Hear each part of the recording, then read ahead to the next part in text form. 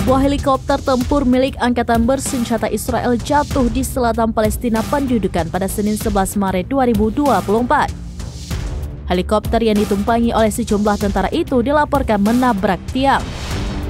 Akibat insiden tersebut, sejumlah tentara Israel mengalami kritis dan langsung dievakuasi.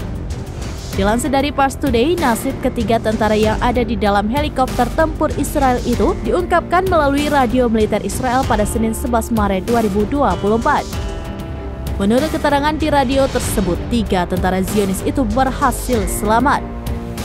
Namun ketiganya dilaporkan mengalami luka yang sangat serius. Saat ini ketiganya pun telah dievakuasi ke rumah sakit menggunakan helikopter lainnya. Diketahui sebelumnya, sebuah helikopter tempur Israel terbakar dan jatuh di pangkalan udara selatan wilayah pendudukan. Beberapa media Israel tidak menjelaskan detail insiden tersebut. Juru bicara Angkatan Bersenjata Israel pun hanya mengkonfirmasi berita jatuhnya helikopter tempur Israel dan mengabarkan 3 perwira militer terluka dalam insiden itu.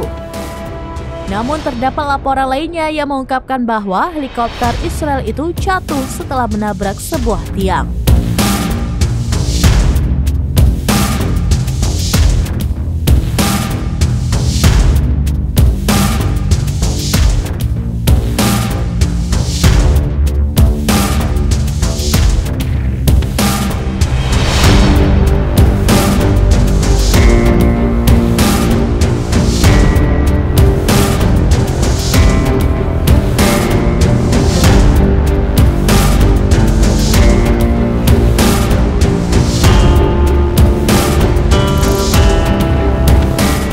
Download Tribun X sekarang, menghadirkan lokal menjadi Indonesia.